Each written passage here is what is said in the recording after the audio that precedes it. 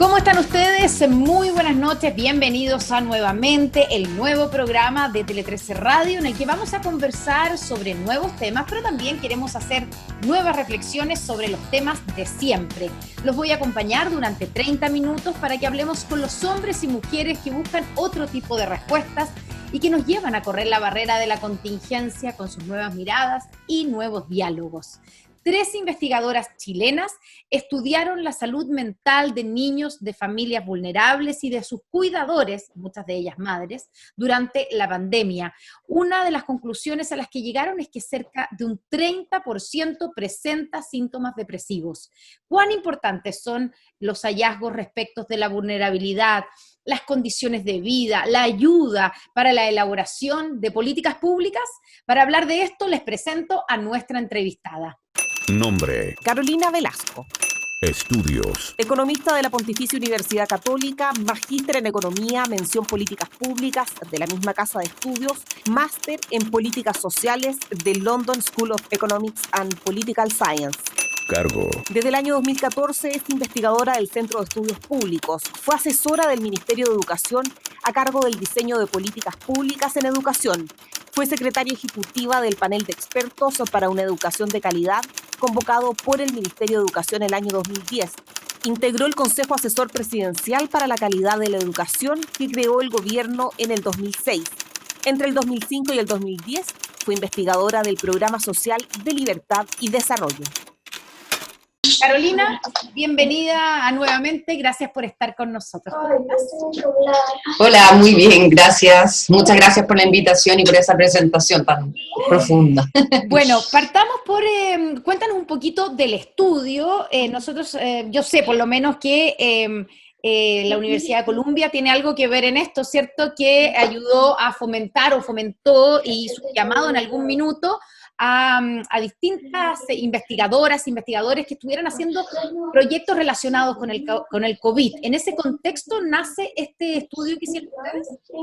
Sí, Columbia tiene, la Universidad de Columbia en Chile, digamos, hizo un llamado a distintos como exalumnos de ellos, o alumnos, por lo tanto una de nuestras autoras es exalumna de ahí, a hacer ciertas investigaciones relevantes en temas del coronavirus. Y ahí es donde nosotros participamos, postulamos con esta idea y nos ganamos, digamos, esos recursos. ¿Por qué centrarse en este tema? ¿Qué es lo que vieron ustedes que estaba pasando como para meterse a investigar, digamos, cuáles eran los efectos en la salud mental, tanto de los niños como de sus cuidadoras, de sus madres, en contextos vulnerables durante la pandemia? A ver, hay una razón como filosófica, digamos, o más profunda, y una razón más práctica. La razón más profunda es que efectivamente la literatura y la evidencia de cuarentenas anteriores, a pesar de que no tenemos de una cuarentena tan larga como la que hemos tenido este año, digamos, en diversos países, tiene mucho impacto en la salud mental de las personas, especialmente los que están más expuestos, en ciertos grupos más vulnerables, en las mujeres. Hay evidencia de eso, pero siempre para cuarentenas más cortas o específicas o más acotadas, porque una pandemia de esta magnitud, no sé, no la habíamos tenido hace 100 años. Y la segunda razón, ¿y por qué con ellos? ¿Por qué con niños vulnerables? Bueno, ahí hay un tema educacional. O sea, nosotros sabemos que para poder ayudar a las personas a tener un nivel de vida, un desarrollo mejor, digamos, es muy importante la educación. Los primeros años son clave y, por lo tanto, mientras más se vieran afectados estos niños más pequeños, más difícil se hace, ¿cierto?, poder igualar la cancha, por decirlo de una forma, o darle más oportunidades. Por lo tanto, ahí aprovechamos una alianza con la Fundación, ¿cierto?, Patronato Madre e Hijo, que atienden justamente a población en vulnerabilidad, a familias o mamás que cuidan niños de hasta 4 años. Entonces, ahí estaba era perfecto, digamos, para poder estudiar qué estaba pasando en esta familia. Ya, y la pregunta principal estoy pensando que el nombre del estudio es Entendiendo el impacto de las medidas de distancia social y cuarentena en familias vulnerables con hijos en edad preescolar en Chile. Ese es el grupo objetivo, ¿cierto? Ya. Sí. Y esas familias las encontraron en Santiago y en Valparaíso también, ¿o no? Sí, porque la fundación tiene sedes en Santiago, en distintas comunas, y también en Valparaíso en una comuna. Ya.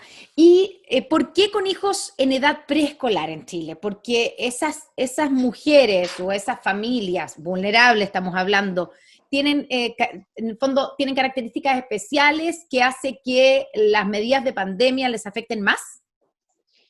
Bueno, dos razones. Primero, porque los primeros años son muy importantes para el desarrollo futuro de los niños. O sea, Ujú. primeros años de vida son cuando tú haces todas las conexiones neuronales, cuando adquieres, ¿cierto? Todas las bases como para el aprendizaje posterior. Entonces, los primeros años nos importaba mucho. Y segundo, efectivamente hay evidencia previa, como te comentaba, de que en los grupos de mayor vulnerabilidad ocurre que se dan, o las pandemias tienen mayores efectos, no solo mentales, nosotros estamos estudiando la salud mental, pero también se dan los mayores efectos, por ejemplo, económicos o, bueno, educacionales, por menor acceso, por ejemplo, a Internet.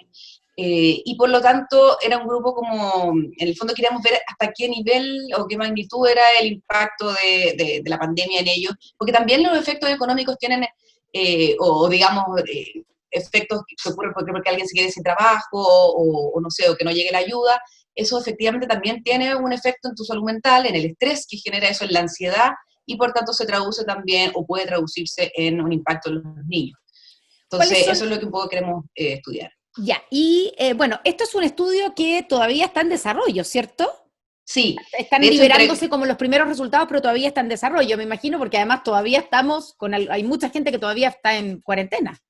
sí, efectivamente tenemos, o sea, de partida nosotros, bueno, hicimos un cuestionario muy largo, tuvimos la suerte de que como en el fondo el patronato tiene sus propias, qué sé yo, asistentes sociales, psicólogas, pudimos entonces hacer llamados telefónicos y hablar con las personas, con las cuidadoras, y hacemos un cuestionario muy largo. Entonces tenemos mucha información sobre las diversas cosas que les preguntamos, características del hogar, la salud mental, los niños, comportamiento de los niños. Entonces ahora lo que hicimos fue, y la primera entrega fue entendiendo más bien cómo afectaba a la familia en general y a los cuidadores.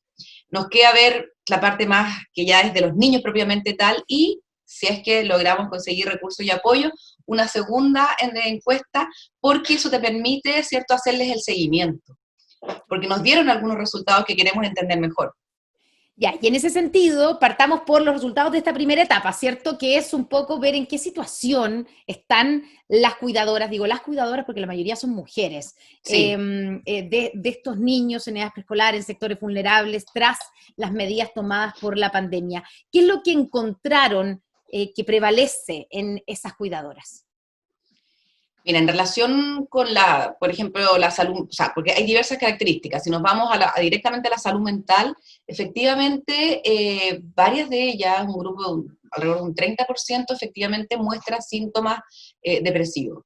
No graves, el grupo que representa síntomas grave o moderado grave, un poco menor, como entre un 10-15%, pero de todas maneras son niveles importantes, o sea, son personas que están normalmente, o en este momento, porque como no podemos comparar previamente, sabemos que ahora están bajo fuertes, digamos, presiones o sintomatología asociada al estrés y también, o sea, perdón, a la depresión y a la ansiedad. ¿Podemos saber si esas personas tenían ya síntomas depresivos antes o si podemos concluir que fueron efecto de la pandemia?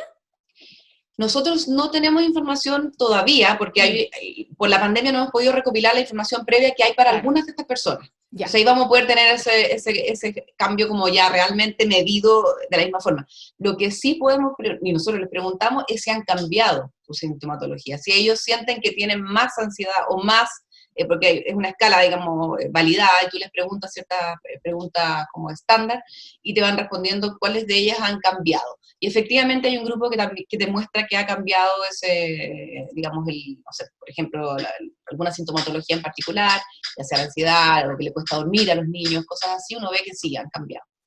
Que han En cambiado para relación a, peor probablemente, ¿no? O sea, que se han sí, agravado. sí, en relación a antes de la pandemia.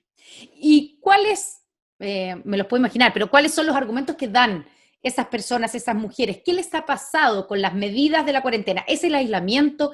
¿Es el no tener trabajo? ¿Es el que los niños hay que cuidarlos y además tener que darles de comer? ¿Cuál es Mm. o es el miedo a contagiarse? Son muchas cosas, me imagino, pero ¿cuál es el principal Sí, efecto, lo que afecta más a esas madres? Nosotros encontramos, y esto es súper interesante porque la causalidad no la sabemos, puede ser doble para los dos lados. Una de las cosas más relevantes es el comportamiento de los niños. Los niños le generan a las mamás mucho estrés o mucha sintomatología, digamos, el tener que ver que sus niños se comporten distinto, o el fondo el estar todo el día encerrado con los niños y ver cómo ellos de alguna manera cambian su comportamiento o tienen alguna sintomatología, claramente les afecta a ellos. O sea, uno de los principales hallazgos es que lo que le ocurre a los niños les afecta a ellas, pero eso también puede ser al revés, y eso es lo que queremos tratar de entender en unas próximas encuestas, porque obviamente lo que le pasa a la madre le afecta directamente al niño. Claro. Entonces, ahí hay una relación muy fuerte, digo madres, porque en el fondo aquí son la mayoría mujeres, o cuidadoras, también son las abuelas u otra persona, pero es muy fuerte ese vínculo. Entonces, cuando tú ves que tu hijo está afectado, probablemente eso te afecta, y lo mismo al revés. Los niños absorben mucho de lo que está ocurriendo con sus padres. Incluso hay estudios que muestran que desde el embarazo, ¿cierto? Cuando una madre está expuesta a niveles tóxicos de estrés, esto está definido en un umbral, los niños tienen después en el futuro efectos negativos en su desarrollo. Eso está comprobado, digamos, hasta desde ese nivel es el efecto, digamos. Bueno, de hecho, en los casos que entiendo por uno de los artículos que estuve leyendo sobre el estudio de ustedes, ¿cierto? Que salió en el Diario Financiero, donde citan algunos de los casos estudiados, analizados, y ahí se ve eso que tú dices. Está el caso, no sé, estoy, digamos, leyendo el caso de Ángela Morales, que es mamá de Diego y Florencia, y donde Diego, cuando tenía 1 mes de edad, presentaba síntomas de una hipotonía muscular, que es básicamente que no tenía como músculo, que era una guagua que es cierto que no podía, era como muñeco de trapo, digámoslo así, en buen chileno, digamos lo que tenía, sí. Y que se dan cuenta finalmente que no tiene que ver con que tiene el síntoma de algo, sino que con una falta de estimulación durante el embarazo, y que eso venía de un estrés enorme de la madre durante el embarazo. Pero es que ese reportaje lo hicieron directamente en el diario, nosotros no pedimos información a ese nivel. Lo que a ver, dos cosas ahí, no sé cómo, efectivamente, si tenía que ver o no cuánto con lo del embarazo. Lo importante es que digamos, lo que ocurre con esa enfermedad o con esa condición es que tú la puedes recuperar rápidamente, y por eso la importancia de los primeros años. Si tú haces un trabajo de recuperación, si te das cuenta, de cierto, la mamá en ese sentido lo que le pasó es que ella se sentía culpable por el embarazo, pero esa no era la razón. Claro. La razón es que en el fondo, al ver que su hijo estaba así, obviamente ella se sintió, digamos, muy deprimida, o qué sé yo, tuvo con problemas mentales, en el sentido de sentirse culpable, y un montón de cosas que pueden también estar afectando. Pero si tú resuelves eso y apoyas eso, entonces una mamá que va a sacar adelante a su hijo, porque esa condición en particular, de hecho, requiere mucho apoyo, requiere estimulación, requiere kinesiología.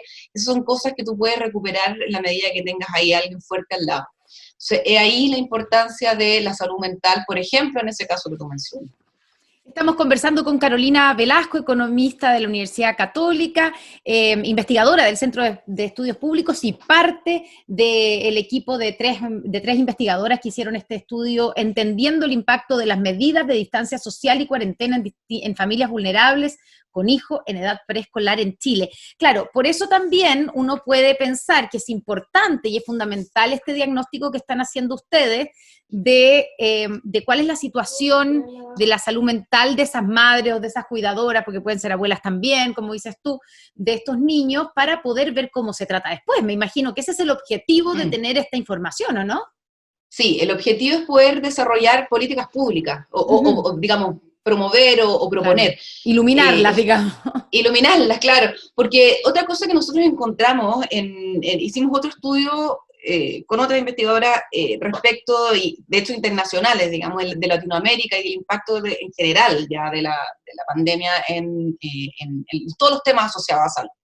Y una de las cosas que uno se da cuenta es la importancia de apoyar a las personas que están en el sector informal. Eso es uno de los grandes aprendizajes, porque cuando tú tienes, por ejemplo, como ocurrió en Chile, ¿cierto? Los primeros apoyos fueron poder acceder a reducir jornada o suspensión del trabajo, y por tanto tú accedías a tu seguro de cesantía o al fondo de seguro de cesantía. Las personas que están en el sector informal no tuvieron esa opción. Por tanto, la única forma de que esas personas se queden en casa y que por lo tanto puedan cumplir con las medidas, es que reciban un apoyo diferente. Y eso va a ser muy relevante y acá lo vemos fuertemente, porque no tengo claras las estadísticas, pero uno de los aspectos que nos llamó la atención es que una gran proporción, mayor que la proporción de en Chile, ha estado contagiada con COVID o sus familiares, casi la mitad de las personas que nosotros encuestamos, había tenido a alguien cercano enfermo. Y esa no es la realidad promedio del país, porque ha sido afectado un porcentaje mucho menor de la población de lo que aparece en este grupo. Entonces, efectivamente es un grupo que está más expuesto y probablemente una de las razones tiene que ver con eso, ¿cierto? Con que igual hay que salir a trabajar, con que no es tan fácil quedarse en casa, y así suma y sigue, porque también tienes los factores por ejemplo, el menor acceso a Internet, por tanto más difícil hacer las clases. Hay ahí toda una serie de otros factores. El hacinamiento también hace más difícil. Nosotros antes de empezar conversábamos contigo que estábamos en nuestras casas compartiendo los espacios con nuestros hijos y que teníamos que pedirle que se callaran cuando nosotros hablábamos. Escuchamos, claro, que estaban por ahí los niños, los tuyos y los míos. Claro, y pasa por ahí uno por detrás o el otro entonces eso en espacios más reducidos Claro. Es mucho más complejo aún. Si ya para algunos es complicado, en los espacios más reducidos, más complejo. Entonces hay una serie de condiciones que uno va notando acá que se traducen finalmente en algunas propuestas de política pública, como por ejemplo directamente las condiciones del hogar, ¿cierto? Cómo mejorar esas condiciones de base, pero también el apoyo a la salud mental.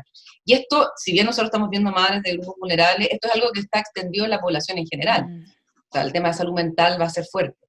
Claro, bueno, muchos dicen que la pandemia que viene después va a ser la pandemia de salud mental y que no nos hemos hecho cargo todavía de eso. Ahora, en este sentido, en este grupo, Carolina, como decíamos, hay varios factores, ¿cierto? Como, digamos, hay complicaciones por todos lados. Está el miedo a enfermarse, que por el hecho de que la mayoría de la gente de este grupo, tú decías los números, cerca de un 53% del grupo que ustedes entrevistaron en Santiago tuvo algún familiar o amigo cercano con COVID-19. Claro. En el caso de Valparaíso es menor, pero en Santiago es la mitad. Es muchísimo. Entonces, o tienes a alguien, entonces el temor, la amenaza está mucho más cerca, ¿cierto? Sí. Y además de eso está el factor económico. ¿Cuánto pesa? Estamos, en este mismo caso que yo te nombré, que aparecía en este reportaje del Diario Financiero, esta madre de este mismo niño tenía una verdulería, cuando llega el COVID, apanicada, por supuesto, se encierra en cuarentena obligatoria, pero no puede atender la verdulería, que era con lo que mantenía a sus hijos. Entonces, ¿cuánto afecta esa situación mental? ¿Cuánto aumenta, agrava los síntomas depresivos de esas mujeres el hecho de no tener recursos, de no tener ingresos? Más te diría que afecta el tener o al menos lo que nos dio a nosotros, porque como te digo, un estudio preliminar, más afecta tener a alguien cercano. Eso es, o haber conocido un caso, eso genera un estrés o ansiedad, digamos, muy, muy importante. Y efectivamente también hay un efecto económico, pero también hay que recordar, y aquí nosotros queremos probar esta hipótesis, de que estas son familias que son muy vulnerables, por tanto tienen una mayor, quizás, y esto es una hipótesis, resiliencia a estas condiciones de mayor o de menor, ¿cierto? Recurso o de mayor incertidumbre. Pero por lo mismo también están más acostumbradas a lidiar con la escasez. Podría ser una de las razones de por qué, digamos, el impacto mayor, o vemos que el impacto es mayor en tener una persona cercana enferma que en el cambio en el nivel económico. A pesar de todo eso, vemos que también son personas que han recibido ayuda. Han recibido ayuda ya sea de familiares, de la municipalidad, del gobierno, etcétera, y en Valparaíso han recibido apoyo psicológico, por ejemplo. Así es. Son pocos. ¿Y ese apoyo viene desde la municipalidad, por ejemplo? No tenemos, no lo tengo, digamos, rastreado desde dónde viene, porque dice, es el promedio en general, pero es un poquito, pero hay algunos que han recibido apoyo psicológico. Entonces, uno, ¿qué es lo que esperaría, cierto? Que son estas familias donde, por lo menos en el patronato, las tienen súper identificadas y están en contacto estrecho con los consultorios o centros de salud donde ellos atienden. Uno podría pensar en algún tipo de colaboración, programa o algo específico para apoyar a estas situaciones de mayor vulnerabilidad.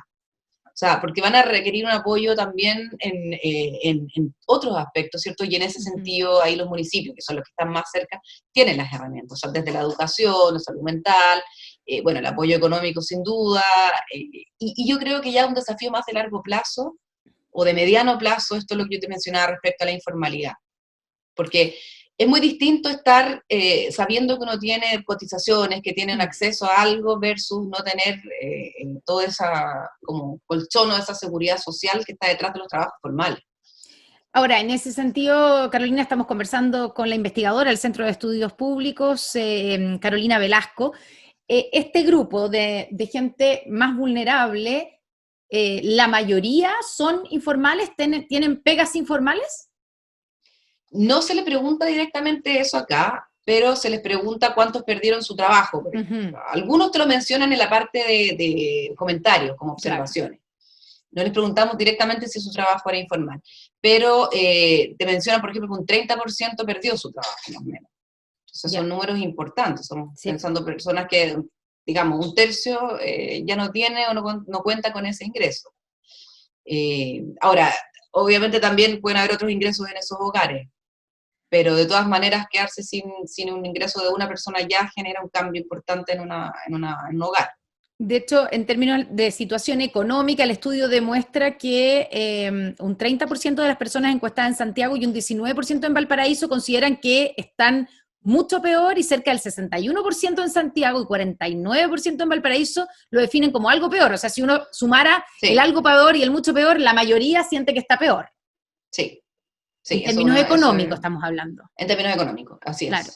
Y es gente que ha perdido su empleo, pero también hay gente que ha reducido sus horas laborales y por lo tanto recibe un ingreso menor, o gente que también se encuentra acogida a la ley de protección del empleo. También están todas esas posibilidades, además del ingreso, como tú decías, informal. Sí, efectivamente, están todas las posibilidades, y eso es una de las cosas, porque también, claro, las encuestas tienen esta parte que uno al final pregunta, no está verificando en servicio de impuesto interno, no sé si es que efectivamente cuánto se redujo, pero la sensación es la mayoría de que están peor. Y esto y nosotros lo contrastamos, hemos visto con otros estudios. A mí me tocó comentar hace poco un estudio de salud mental de la Universidad de Chile, y me puse a revisar varias de las otras encuestas que han habido para atrás el mes de julio, porque esto más o menos se hizo en julio. Entonces, para obtener un estándar común, revisé todo lo que se había hecho en julio, y uno se encuentra con esta misma relación, o sea, con este mismo resultado, ¿cierto? De que hay efectos fuertes en salud mental, de que efectivamente alrededor de un 30 perdido, o por ahí, digamos, dependiendo de a qué grupo se acote cada uno de los estudios, ha perdido su trabajo, que tienen expectativas de que no va a mejorar el próximo año muchísimo más.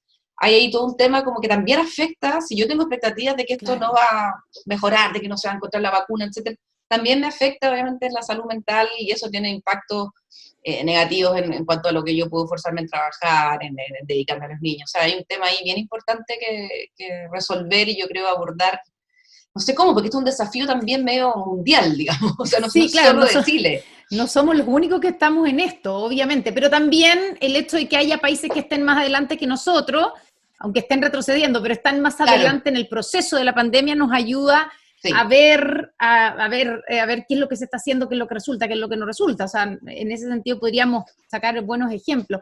Y ahí, con los hallazgos que ustedes han hecho en este estudio, ¿qué es lo más urgente y más desafiante a nivel de política pública? A ver, si estuviera en tus manos, digamos, hacer la política pública. Ojalá. No, en realidad no quisiera estar ahí. No. Yo creo que es mejor estar desde el estudio, sugiriendo. Sí. A ver, yo te diría que de nuevo voy a repetir esto, pero una de las cosas más importantes en la urgencia es en una catástrofe de este tipo apoyar a las personas que no están en condiciones de poder seguir adelante por sí mismas. O sea, porque perder el empleo, perder los ingresos que tú tienes, pensando, por ejemplo, la persona que vendía la verdulería, que tú ponías el ejemplo, perder eso, entonces significa que quedaste con cero. Y eso no tienes acceso, esa persona, digamos, no tiene acceso a ninguno de los aspectos como del trabajo formal, seguro de cesantía, no hay eso. Por lo tanto, esas personas son las que más necesitan ayuda, porque pasar a cero es pasar a la pobreza directamente, y esto tiene muchos impactos, ¿cierto? Sobre todo ahora que el estudio se está enfocando en los niños, digamos, en lo que puede generar eso en el futuro de los niños. Hay muchos más niños en pobreza que adultos en pobreza en Chile. Entonces yo abordaría desde niños, familias con niños en pobreza. Creo que eso es lo primero. Ellos deberían ser el foco. Si yo les voy a pedir que se queden en la casa, tengo que apoyarlos y ayudarlos para que puedan quedarse en casa. Eso sería ¿Qué como lo más significa urgente. esa ayuda cuando tú hablas de esa ayuda? Porque el gobierno puede decir, bueno, pero si hemos tenido las cajas de alimentos, estamos teniendo, ¿cierto?, el bono, estamos teniendo el ingreso familiar de emergencia. Efectivamente. Me refiero a la oportunidad. Porque si uno mira como en línea de tiempo, desde que se empezó a pedir la cuarentena a ciertas comunas, no necesariamente hubo apoyo en esas comunas al mismo tiempo. No. De hecho, la cuarentena más grande en Santiago, ¿cierto? Cuando estoy pensando en Santiago porque fue la primera masiva, sí. Había, ¿cierto?, todo este acceso a los fondos de seguro de cesantía, pero no había todavía el acceso a los ingresos de emergencia. Y también cuando uno compara con otros países de Latinoamérica, esto nosotros lo hicimos en el estudio que hicimos con otros países de Latinoamérica, nos dábamos cuenta que, por ejemplo, las cajas de comida fueron en Chile más tarde que en otros países. Claro, o sea, no se llegó tan rápido, había que llegar mucho más rápido con la ayuda, para que la gente efectivamente se quedara en la casa y se quedara en la casa con ciertas condiciones que le permitieran no estar angustiada. Exacto, y también probablemente tiene relación con que también tuvieron que exponerse más al virus y hay una mayor proporción de personas enfermas en estos grupos, digamos. Porque tuvieron que salir a trabajar igual, por eso. Exacto. Y eso es lo que yo creo que es un aprendizaje no solo para nosotros, o sea, es un aprendizaje en general, porque en varios países pasó, no estoy diciendo que nosotros hayamos hecho esto todo mal, para nada. Lo que estoy diciendo es que tenemos que aprender que para una próxima catástrofe tiene que ser muy oportuno la ayuda a las familias que más lo requieren. Ojalá aquellos con niños chicos, etcétera, y porque aquí hay un grupo importante, en este mismo estudio hay un grupo que no es menor, que dice que le faltó, digamos, o que tiene problemas para poder alimentarse. Claro. Todavía, o sea, que en este minuto o sea, cuando ustedes hicieron julio, claro, pero que en julio no tenían suficientes alimentos durante el mes, pese a la ayuda que llegaba. Tuvieron problemas de alimentación en el periodo de pandemia, claro, entonces eso yo creo que es ya lo más fundamental.